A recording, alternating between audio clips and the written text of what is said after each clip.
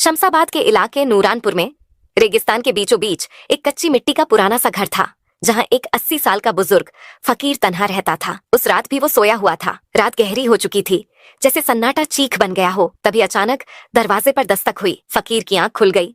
वो अपने आप से बुदबुदाया, इस वक्त यहाँ कौन आ सकता है?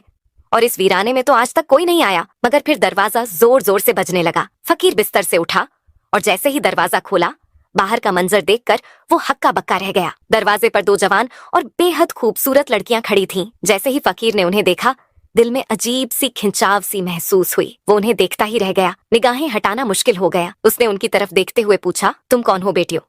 और इस वीराने में इस वक्त क्या कर रही हो? लड़कियों ने जवाब दिया, हम रास्ता भटक गई हैं। हम रोशनगढ़ की तरफ जा रही थीं, मगर रास्ता खो बैठी। अगर आप इजाजत दें तो हमें एक रात यहाँ रहने दीजिए।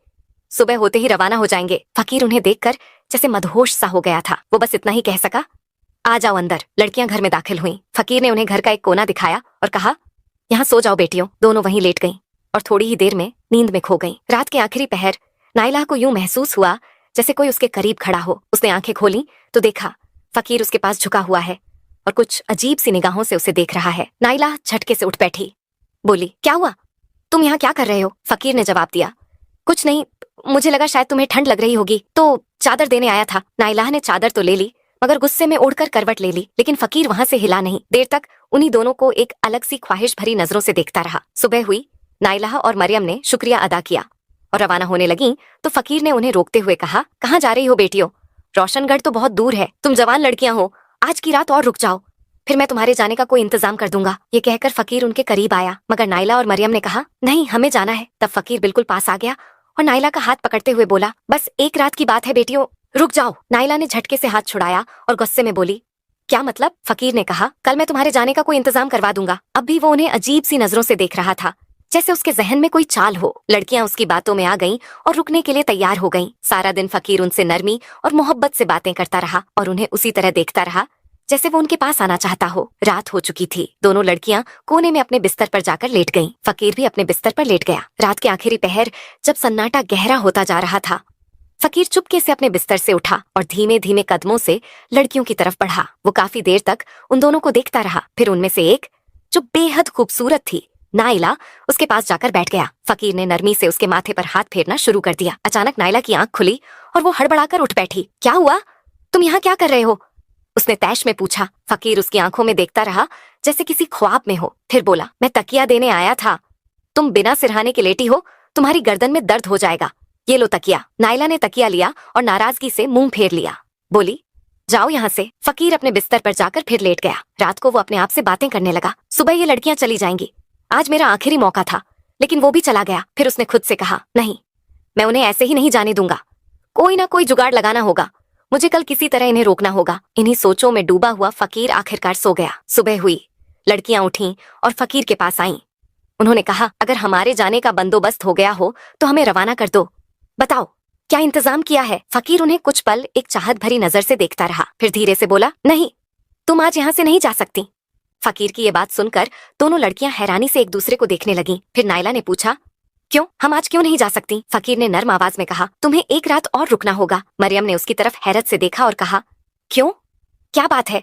सब खैरियत तो है, आखिर हम क्यों रुकें? फकीर ने सांस लेते हुए जवाब दिया, अभी तुम्हारे जाने का कोई इंतजाम नहीं हो पाया है। फिर उसने कहा, उम्मीद है कल एक काफिला यहाँ से होकर रोशनगढ़ की तरफ जाएगा। जब लड़कियों ने काफिला सुना तो थोड़ा इत्मीनान हुआ। चलो, कल काफिले के साथ निकल जाएंगे, आज की रात और रुक जाते हैं। उन्होंने एक दूसरे को देखकर कहा। फकीर ये सुनकर दिल ही दिल में बहुत खुश हुआ। एक रात और मिल गई, उसने अपने आप से कहा। पूरा दिन वो चुपचाप दूर से बैठा उन्हें देखता रहा। उसकी निगाहें अब और भी गहरी हो चुकी थीं, जैसे उन निगाहों में अब खामोश ख्वाहिशें पल रही हों। रात फिर से ढलने लगी।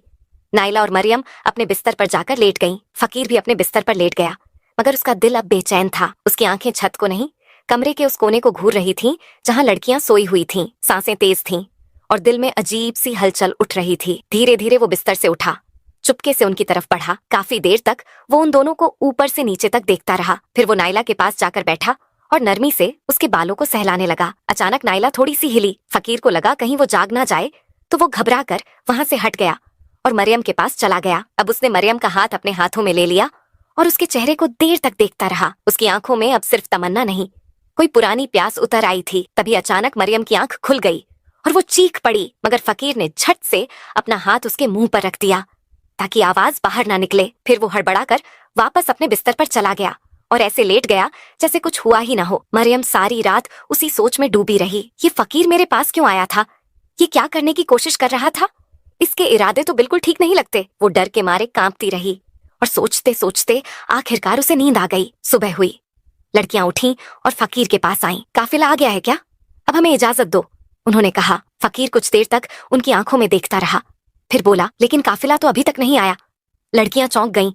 मगर तुमने तो कहा था कि काफिला आज आ जाएगा, फकीर ने थकी हुई आवाज में कहा। हाँ, आना था, शायद शाम तक आए। लड़कियों ने आपस में देखा और कहा, ठीक है, हम शाम तक और इंतजार कर लेते हैं। फकीर ने बस सिर हिलाया और कुछ नहीं कहा। अब वो आंगन में बैठा था और दूर से लड़कियों को फिर उसी अजीब नजरों से देख रहा था। एक लड़की ने दूसरी से कहा, इसकी निगाहें मुझे ठीक नहीं लगती। दूसरी ने सिर हिलाया। हाँ, तुम ठीक कह रही हो, हमें जल्दी से यहाँ से निकल जाना चाहिए। हम जवान लड़कियां हैं और इसके दिल में ना जाने क्या चल रहा है। पहली लड़की बोली, हाँ, ये रात को मेरे पास आया था और मुझे छूने की कोशिश कर रहा था। दूसरी ने भी कहा, उसने मेरे साथ भी वही किया। आज हमें किसी भी हालत में रात नहीं रुकना चाहिए। शाम को काफिला आए या ना आए, हमें निकल जाना है। फकीर अब भी दूर से उन्हें देख रहा था, बिल्कुल वैसे ही जैसे कोई शिकारी अपने शिकार पर नजर रखता है। शाम हो चुकी थी। इससे पहले कि लड़कियां खुद उसके पास आती, फकीर खुद आ गया। देखो, उसने कहा, मुझे लगता है काफिला अब सुबह तक आएगा। सोचा तुम्हें पहले ही बता दूं, उनके पास सामान बहुत होता है। धीरे धीरे चलते हैं, आज की रात और रुक जाओ। लड़कियां अब झल्ला गईं। एक ने तेजी से कहा, हम अब और नहीं रुक सकते, चाहे काफिला आए या ना आए, हम अभी निकल रही हैं, हमें अब मत रोको। फकीर और करीब आया। थोड़ी ही देर में रात हो जाएगी। तुम जवान लड़कियां हो, इस वीराने में कहाँ जाओगी?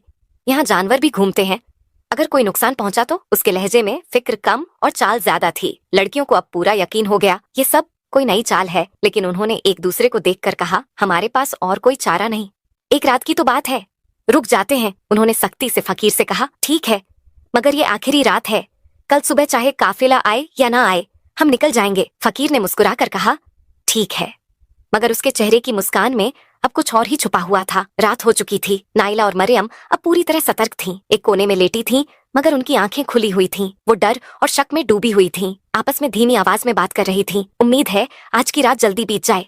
नाइला ने कहा, हाँ, बस आंखें बंद करके ऐसे लेटे रहो जैसे हम सो चुकी हैं। मरियम ने जवाब दिया। फकीर अपने बिस्तर पर लेटा था, मगर उसकी एक आंख खुली हुई थी। वो बार बार उनकी तरफ देख रहा था, ये जानने के लिए कि क्या वो सच में सो गई हैं। जब उसने देखा कि वो अब हिलडुल नहीं रही, उसने भी आंखें बंद कर ली, मगर उसका दिल अभी भी करवटें ले रहा था। कुछ देर बाद जब उसे यकीन हो गया कि लड़कियां सो चुकी हैं, वो धीरे से उठकर उनकी तरफ चल पड़ा। काफी देर तक वो उनके पास खड़ा रहा, जैसे उनके हाव भाव को पढ़ रहा हो। फिर वो नाइला के पैरों के पास बैठ गया और धीरे धीरे उनके पैर सहलाने लगा। तभी नाइला की आंख हल्की सी खुल गई। फकीर को एहसास हुआ तो वो फौरन पीछे हट गया। अब वो मरियम के पास गया और उसके पास बैठकर उसका माथा सहलाने लगा। अचानक मरियम की आंख खुल गई। उसने घबराकर करवट ली और मुंह नीचे कर लिया। कुछ बोली नहीं, मगर उसकी हरकतों से पता चल गया कि वो जाग चुकी है। फकीर चुपचाप उठा और फिर अपने बिस्तर पर जाकर लेट गया। उसकी धड़कनों में घबराहट थी, मगर चेहरे पर कोई परेशानी नहीं थी। सुबह हो चुकी थी। लड़कियां उठीं और सीधा फकीर के पास गईं। हाँ, आया क्या तुम्हारा काफिला, या अब कोई नया बहाना है? उन्होंने तीखे लहजे में पूछा। फकीर कुछ देर खामोश रहा, फिर बोला, काफिला तो नहीं आया। अब नाइला और मरियम झल्ला चुकी थीं। हमें तो पहले ही पता था कि कोई काफिला नहीं आने वाला। तुम हमें किसी और मकसद के लिए यहाँ रोक रहे हो, हमें सब समझ आ चुका है। अब हम एक पल भी यहाँ नहीं रुक सकते। उनमें से एक लड़की ने दूसरी का हाथ पकड़ा और कहा, चलो यहाँ से चलते हैं। जैसे ही वो झोपड़ी से बाहर निकलने लगी, फकीर अचानक उनके सामने आकर खड़ा हो गया और रास्ता रोकते हुए बोला, तुम यहाँ से नहीं जा सकती। लड़कियों ने कहा, रास्ते से हट जाओ वरना हम जोर से चिल्लाएंगी। फकीर ने धीरे से कहा, तुम्हारी आवाज यहाँ सुनने वाला कोई नहीं है। तुम क्या चाहते हो? हमें क्यों रोक रहे हो? तुम हमारे बाप की उम्र के हो, कोई तो शर्म करो, कोई तो लिहाज करो। एक लड़की ने गुस्से में कहा। फकीर ने संजीदगी से कहा, जैसा तुम्हें दिख रहा है वैसा नहीं है। तुम जिस शख्स की तलाश में रोशन घर जा रही हो, क्या पता वो यहीं कहीं हो। हमें यहाँ एक पल भी नहीं रुकना। लड़कियों ने और भी गुस्से से कहा, और तुम्हें ये कैसे मालूम कि हम रोशनगढ़ में किसी को ढूंढने जा रही हैं? उन्होंने सवाल किया। फकीर बोला, ये बात मैं अभी नहीं बता सकता, मगर अगर तुम आज की रात यहीं रुकती हो तो यही तुम्हारे हक में बेहतर होगा। फिर वही चाल। लड़कियां अब चौंक चुकी थीं। एक बूढ़े आदमी को क्या हो गया है, क्यों बार बार हमें रोक रहा है? वो सोचने लगी। फकीर ने फिर कहा, मैंने कहा ना, बस एक रात और रुक जाओ, कल सुबह तुम्हारे सारे सवालों के जवाब मिल जाएंगे और शायद तुम्हें रोशनगढ़ जाने की भी जरूरत ना रहे। फकीर ने बात खत्म की। लड़कियां अब उलझन में थीं। वो हैरानी से एक दूसरे को देखने लगी। ये कैसे जानता है कि हम किसे ढूंढ रही हैं और क्या हमारा कोई मसला है? उनके जहन में सवालों का तूफान था, मगर अब उन्हें फकीर पर बिल्कुल भी एतबार नहीं रहा। उन्होंने फकीर को धक्का दिया और झोपड़ी से बाहर निकल गईं। फकीर उनके पीछे पीछे भागा और पीछे से आवाज दी, रुको, सब कुछ बर्बाद हो जाएगा अगर तुम चली गई तो। काफी दूर जाने के बाद लड़कियां थककर एक जगह बैठ गईं। उनका दम फूल रहा था, मगर दिलों में अब भी डर और बेचैनी बनी हुई थी। अचानक पीछे से फकीर हांफता हुआ उनके करीब आ गया। उसकी सांसें तेज थीं। मैं आखिरी बार तुमसे कह रहा हूँ, उसने धीमे लेकिन यकीन भरे लहजे में कहा, आज रात मत जाओ। अगर आज की रात मेरे साथ इस घर में रुक गई तो शायद तुम्हें रोशनगढ़ जाने की जरूरत नहीं पड़ेगी। लड़कियों ने थके हुए लेकिन सख्त अंदाज में पूछा, अगर कोई बात है तो साफ साफ क्यों नहीं बताते? फकीर ने गहरी सांस ली और कहा, वो बात मैं अभी नहीं बता सकता। अगर मैंने अभी कह दी तो सब कुछ बर्बाद हो जाएगा, मगर मैं सिर्फ इतना बता सकता हूँ कि तुम दोनों अपने शौहर को तलाश करने निकली हो। ये सुनकर लड़कियां सन्न रह गईं। उनकी सांसें जैसे एक पल को थम गईं। हाँ, हम अपने शौहर को ढूंढ रही हैं। वो काफी वक्त से लापता है। हमने कई इलाकों में ढूंढा, अब रोशनगढ़ की तरफ जा रही है। लेकिन तुम्हें ये सब कैसे मालूम? उनमें से एक ने चौंक कर पूछा। फकीर ने बेहद संजीदगी से जवाब दिया, मुझे सब मालूम है, मगर तुम्हें मेरे साथ एक रात गुजारनी होगी, तभी मैं तुम्हारे सारे सवालों का जवाब दे सकूंगा। ये अजीब शर्त सुनकर लड़कियां घबरा गईं। उन्होंने एक दूसरे की तरफ देखा। डर, शक और उलझन उनकी आंखों में साफ नजर आ रही थी। ये फिर कोई नई चाल है क्या? अब ये रात में हमारे साथ क्या करने वाला है? वो मन ही मन सोचने लगी। फकीर अब भी वहीं खड़ा था, बेहद संजीदा और ठहरा हुआ। कुछ देर सोच विचार के बाद नायला बोली, ठीक है, चलो एक रात और वहीं रुक जाते हैं। मरियम ने हामी भरी, हाँ, मगर ये आखिरी रात होगी। इसके बाद अगर कोई बात हुई तो हम और कुछ नहीं सुनेंगे। ये सुनकर फकीर का चेहरा जैसे खुशी से खिल उठा। उसकी आंखों में अब चमक थी, जैसे कोई मंजिल करीब आ रही हो। ठीक है, उसने कहा। लड़कियां और फकीर अब वापस घर की तरफ चल पड़े। लड़की आगे आगे चल रही थी और फकीर उनके पीछे। उसकी चाल में अब उतावलापन नहीं था, बल्कि ठहराव था, मगर उसकी निगाहों में अब भी वही पुरानी हलचल थी। वो मन ही मन सोच रहा था, आज की रात कितनी मुश्किल से आई है और इस रात को मैं यूं ही नहीं जाने दूंगा। रात हो गई।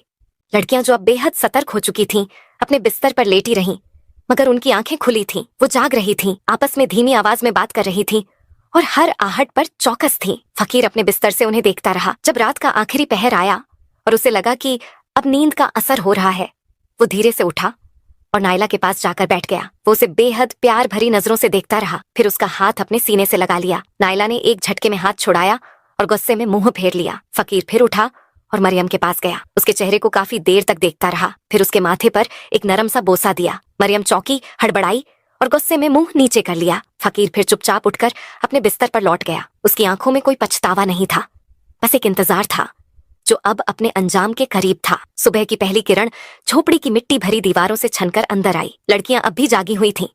उनके चेहरों पर नींद नहीं, बल्कि बेचैनी और खौफ का असर साफ नजर आ रहा था। इस बार उन्होंने बिना कुछ कहे, बिना फकीर से पूछे वहां से निकलने की ठानी। जैसे ही वो झोपड़ी से बाहर निकलने लगी, उनकी निगाह एक कोने में बैठे शख्स पर पड़ी। वहां एक नौजवान बैठा था, खूबसूरत रोशन चेहरा, शफाफ लिबास पहने हुए, मगर उसका चेहरा दूसरी ओर था। लड़कियां हैरान हो गईं। वो उसके पास गईं और पूछा, तुम कौन हो? नौजवान ने जब धीरे से अपना चेहरा उनकी तरफ घुमाया तो दोनों लड़कियां हक्की बक्की रह गईं, जैसे उनके पैरों तले जमीन खिसक गई हो। वो जोर जोर से चिल्लाने लगी, ये तो हमारा शौहर है। वो भागती हुई उस नौजवान से लिपट गईं। आंसुओं से उनकी आंखें भर गईं। उनके लिए ये पल किसी जादू से कम ना था। तुम यहाँ कैसे आ गए? क्या हम कोई ख्वाब देख रही हैं? नायला ने कांपती हुई आवाज में पूछा। नौजवान ने उन्हें अपने गले से लगाए रखा और धीमे से कहा, नहीं, ये ख्वाब नहीं, हकीकत है। मैं वापस आ गया हूँ। लड़कियों की खुशी की कोई इंतहा नहीं रही। बरसों से जिसकी तलाश में थी, आज वही उनके सामने